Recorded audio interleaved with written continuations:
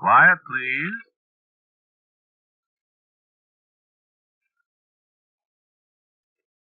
Quiet, please.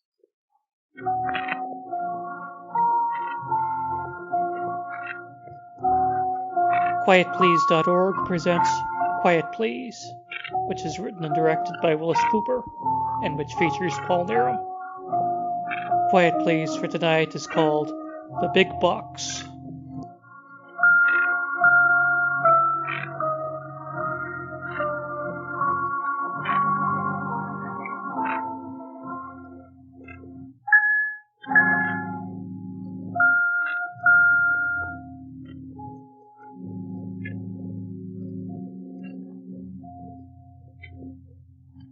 No, I wouldn't have taken the rig out if it hadn't been for Kavanaugh. That's what gets me down, see? I only took it out on account of Kavanaugh, and now look. You knew Kavanaugh before, huh? Sure, I knew him.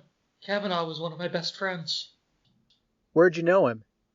Well, I met him when I was pushing a rig for Jack Strubbling between San Francisco and Salt Lake back in 37, 38. And for 4 or 5 years, both of us was on a transcontinental run, New York to LA. One of those big diesel jobs. We got pretty well acquainted. I suppose. Matter of fact, one of the reasons we were such good pals, I guess, is I pulled him out of a thing once. You know? What kind of thing? Well, I turned this 14-wheeler over about 6 miles south of Dwight, Illinois, on 66. Kavanaugh was asleep in the box. What box? I don't know anything about trucks, bud. Oh. Well, you know, there's a box up behind the cab with a bunk in it. One guy sleeps while the other drives, see? I get it. Well, so I turn this job over. Kavanaugh, he's pinned in the box. So I pull him out. He was pretty glad. Guess a guy would be. Always said he'd save my life sometime. Yeah. Even if he had to come back from the dead, he said. Great guy, Kavanaugh. You sure you haven't heard anything new? All we got on the wire was a smashed car and 3 fellas dead. Oh, what could have become of Kavanaugh? You go back to the start of your story now, fella. We'll find Kavanaugh all right. If I could do something to help. I mean, I could get me a car and go back there. The Rangers are out, son. Besides, you're kind of under arrest, see? I didn't kill those people. You're a material witness, son. And this here is a mighty funny story. I want to hear the rest of it. Do you know Kavanaugh? Pretty much everybody in Big Spring knew Kavanaugh, son. This is his hometown. I know it. Well, You don't mind if I take a note or two? I don't care. Well, so like I told you, I'm on this run, Chicago to Dallas, see? I have me a 1-day layover in Dallas, and then I pick up another big box. Big box of what? Trailer. That's what they call a trailer. Oh? So I'm down at the dispatcher's office yesterday afternoon, batting the breeze with a couple guys I know, wishing I had a beer, even if I had to drink Texas beer, and I hear the dispatcher hollering at me. George! Why, George! And I say, yeah, what do you want? And he says, Come here a minute. so I walk over to the window. A fellow named Archie. What do you want, Archie? I said. George, you want to take a rig west? I'm going back to Chicago. As a personal favor to me, George? I don't owe you anything, Archie. Okay, be a jerk. Look for a bonus? I want to go to Chicago. I got a girl. This is only an overnight hop, George. No. Down to Big Spring. We got a lot of other jockeys around here. Why pick on me? We haven't got a man to take this one, George. I thought maybe you would and pull me out of a jam. Only pretty near anything for dough, Archie. But Just overnight. You can come back on the bus tomorrow. Tomorrow I'll be on my way to Chai. Listen, George. Nah. $50 in it for you. Nah. George, listen. I got to get this rig to Big Spring. Why don't you drive it? Who's the regular driver? Kavanaugh. What Kavanaugh? Bert Kavanaugh. You know him? Tall, heavy-set, red hair, got a scar on his forehead? Yeah. What's the matter with Kavanaugh? He's sick? You want to take his rig out? Where is he? Big Spring's his hometown. Well, you know, Kavanaugh's one of my best pals. Why, He was pushing a diesel rig out of San Francisco for jack strubbing in the old days. Will he be in Big Spring? Kavanaugh? Yeah. Why, sure he'll be there. Sure, George. It's a deal. Where's the rig? The big red one out there by the pump, see? I get a helper? You don't need a helper. Well, I don't know the road any too well.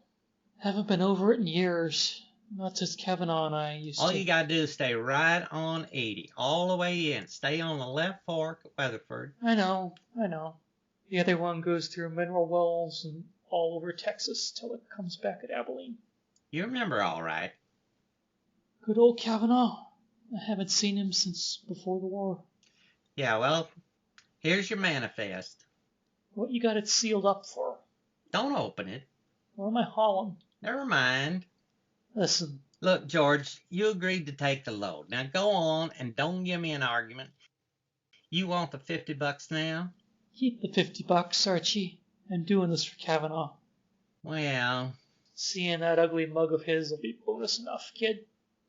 Where do I put the box when I get there? our place is right off the main drag, George, where you see the Oldsmobile sign. Okay, I think I know. To the left. Yeah. Where will I find Kavanaugh when I get there? What? Why, Kavanaugh will be there at the place when you get there. You sure, Archie? I can make you a promise, George. You get there, Kavanaugh will be there. And so I said okay, and as I started to walk away, I thought I heard Archie say something. 'Cause that's the way Kavanaugh's gonna get there. And I said, what did you say, Archie? I didn't say anything, George. I thought you said something about Kavanaugh getting there. I didn't say a word. Well, so I think to myself I'm hearing things. And I walk out to the yard and over to the big red box. There's a grease monkey there, and I say, sign me out, Buster. And he gives me the eye. You gonna push Kavanaugh's rig, George? I said, you got any objection? He just hands me the book to sign. You can have it, George. I said, look, fatty, you trying to tell me something? And he just stood there and shook his head. And I said, well then, get out of my road. And I climbed into the cab and wound her up.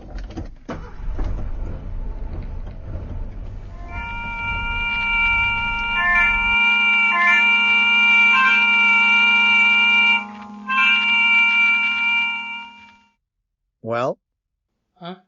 go on. Well, so I head west. It's about 6:30 when I leave Dallas. And I make the 33 miles to the Fort Worth city limits in about an hour. Then I go on towards Weatherford. And I make Weatherford about 9 o'clock. And I think I can stand a cup of Java and maybe a big slice of one of them Weatherford watermelons. So I pull up at a place just this side of the square where I see a couple diesel jobs standing. And I go in and have me a slab of watermelon and 2-3 cups of coffee. And it's pretty dark when I come out. The diesel guys tells me about a wreck up there at Brad, where a couple of boys missed the turnoff 16 coming down from Mineral Wells and laid themselves in their jalopy out like a blueprint all over the road. So I says thanks, and I'm off again.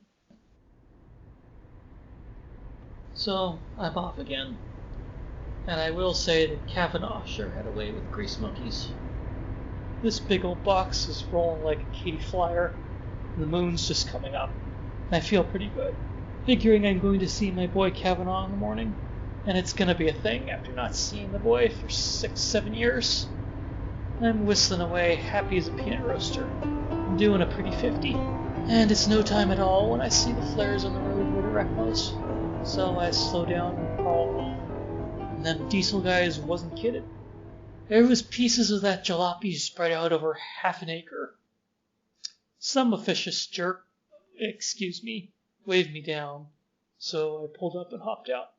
They was single laning the traffic, so I had to wait a few minutes. Finally, the guy gave me the highball, and I climbed back in, eased her over the bottom corner, and kind of squidged along. You know, it's dark in the cab, and I was watching out pretty careful so as I wouldn't sideswipe anybody's Model T. And it wasn't until I was past the last pair of headlights that I came to. What do you mean, come to? There was somebody in the cab with me. There was, huh? Sure, it was Kavanaugh. You recognized him.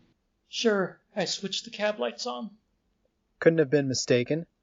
Listen, officer, I know Kavanaugh better than anybody does. Sure, it was Kavanaugh. What'd you do? I wasn't going to let him have a laugh on me. I turned the lights back off, and I said, I knew that's what he said. What who said? What Archie said when I left the office. I thought he said that's the way Kavanaugh's going to get there. That's the way Kavanaugh's gonna get there. And what'd Kavanaugh say? He just laughed. Still pretty hard to fool you, isn't it, George? You old son of a gun. How are you, George? I'm swell. How are you? Well, I'm here. You know, it's been a long time since I heard from you. I never knew what became of you when I went in the army. I've been here quite a while now. Well, that was pretty slick. What? Putting Archie up to talking me into pushing your rig back down to Big Spring, and you coming along with me. I owe you a drink. Yeah. Where was you? In the box. Well, you old son of a gun. That sure is one on me. That sure is. Say, tomorrow, what kind of a town is Big Spring, Kavanaugh? Nice place. You been making the run down there for quite a while? Yeah, quite a while, George. Good fun, huh? Going back to the old hometown? Sure is. This time I'm gonna stay. You are? How come? I'm done trucking. No kidding? Well, that's swell. This really your last trip? Yep.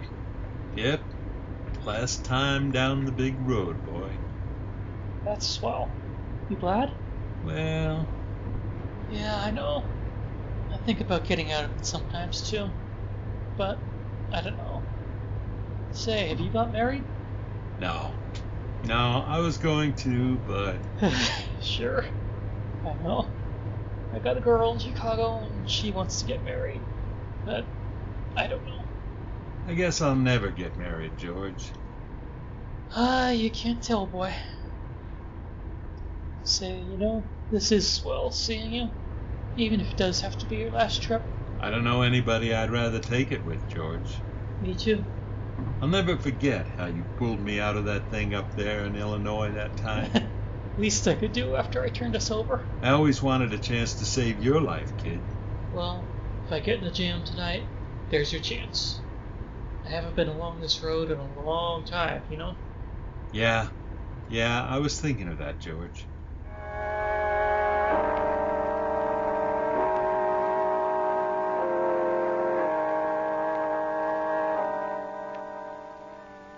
You couldn't be mistaken, George. Listen, how could I be? I told you about that thing where I pulled him out of the box there on 66. He talked about it. How would anybody else know? Yeah, you sure got something there, but But what? go on. Well, so Did then... you keep talking to him? Sure. And he talked to you. Certainly he did. I mean, you recognize his voice all right. I couldn't miss it. What are you driving at? I was just figuring. You figure it was somebody else? Well, It wasn't. It was Kavanaugh. go on. Well, we kept right on rolling. You know that road? US 80? Yeah. Sure, why? Ain't there a lot of traffic on it usually? Right, smart. Huh?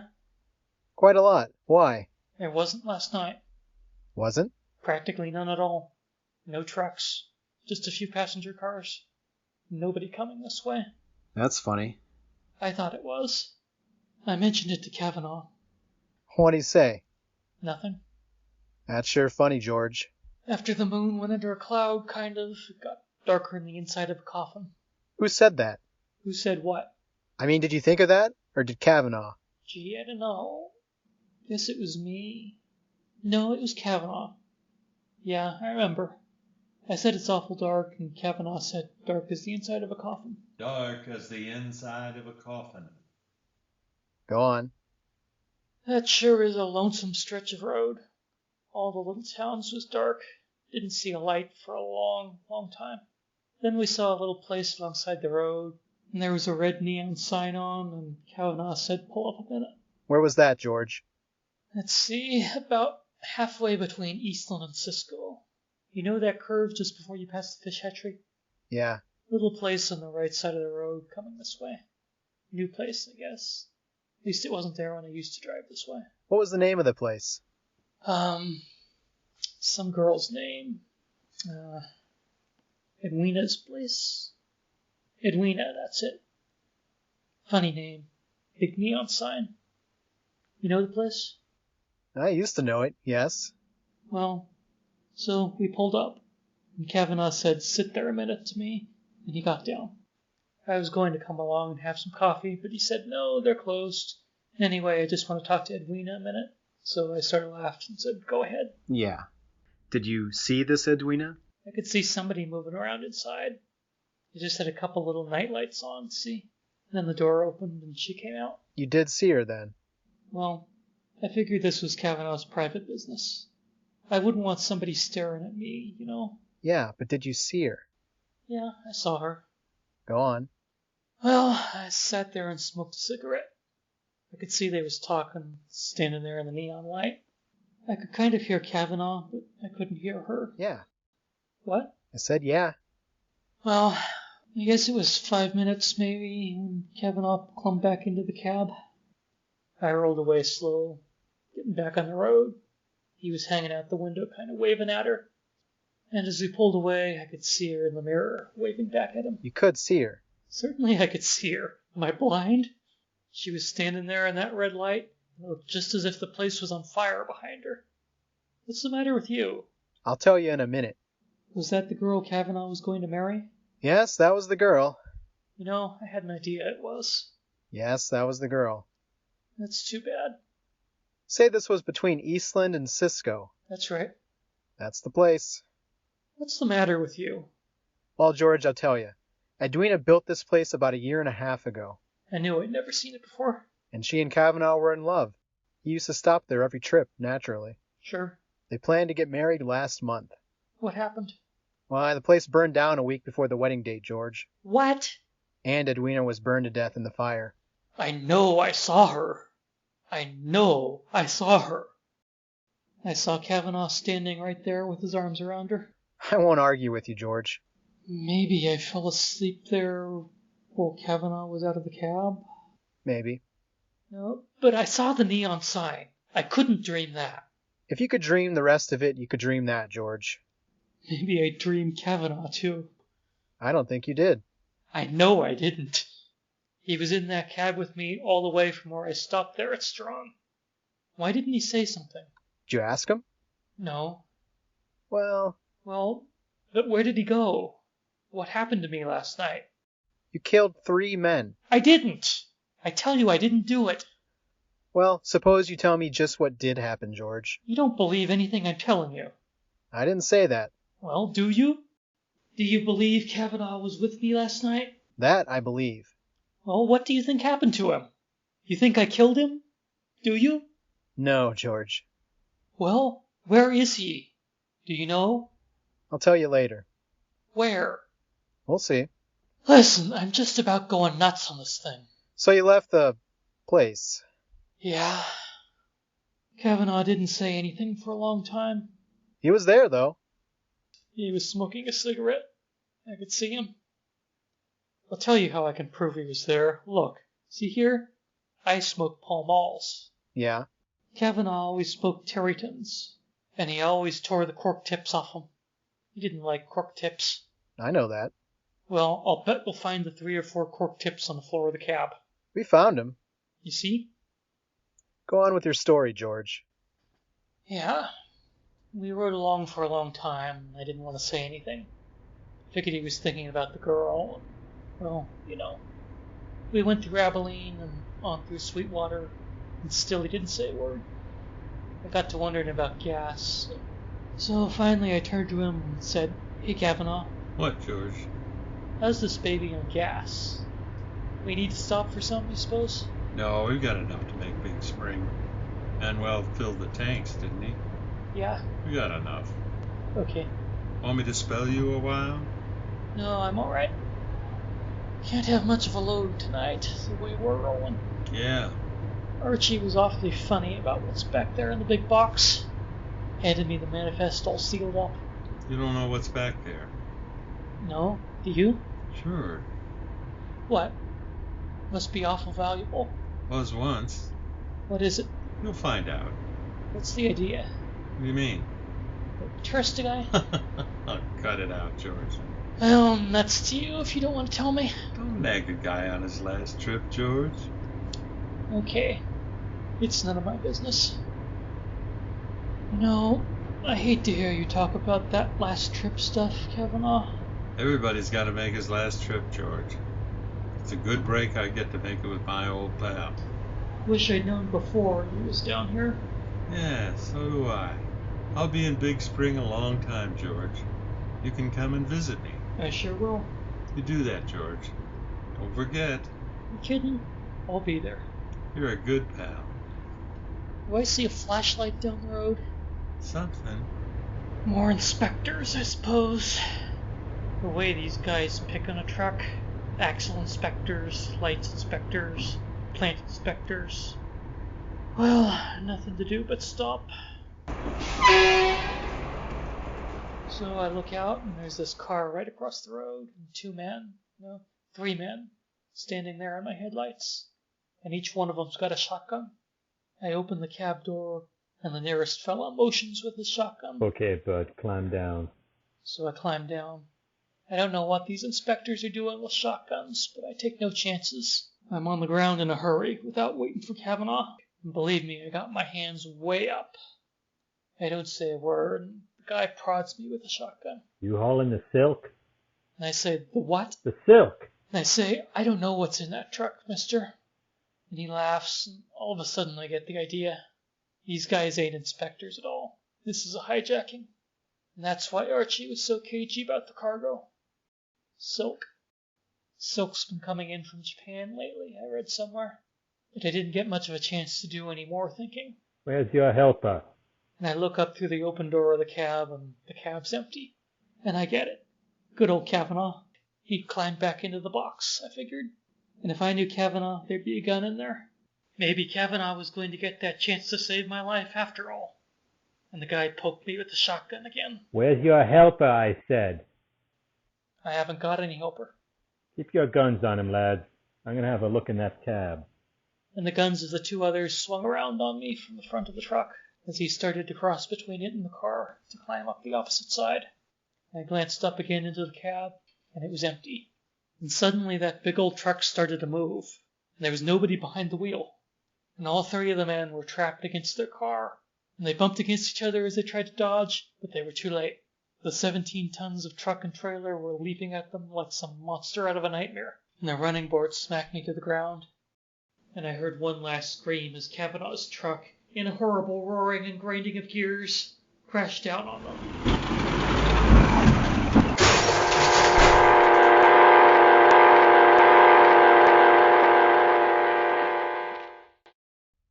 Go on, George. Well, that's all. When I came to, the highway patrol car was there. The truck was standing alongside the road, beyond what was left of the car and the 3 men. And Kavanaugh was gone. That's what you told the boys. Well, you know they wouldn't let me look for him. Yes, I know. And they brought me in here. Yes. And that's the whole story. Now you going to get out of here and find my buddy? No, George, we know where he is. What? Where? They're unloading your truck across the street there. And I walked to the window. They had the big doors in the back of the big box open. And 6 men were carrying something out. You know? Yes, a coffin. Kavanaugh's coffin. Kavanaugh had ridden with me last night. On his last ride. That's why the other drivers wouldn't take the run. Superstitious fools. Or am I the one that's superstitious? Kavanaugh rode the big box with me.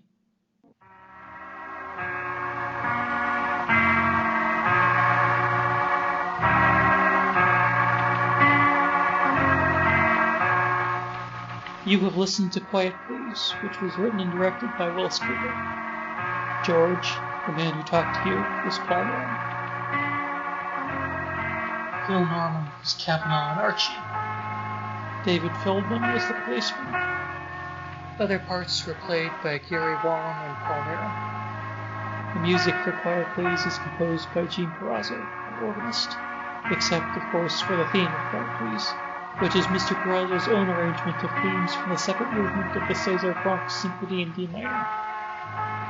And now, for a word about next week's Quiet Plays, here is our writer-director, Willis Cooper.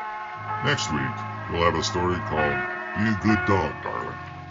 It's about 3 women, 2 dogs, and 1 man who get their lives all mixed up.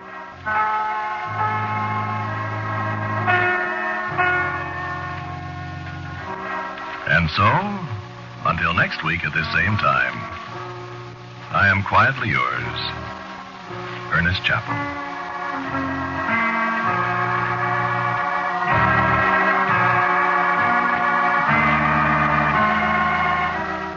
Quiet Please came to you from New York. This is the Mutual Broadcasting System.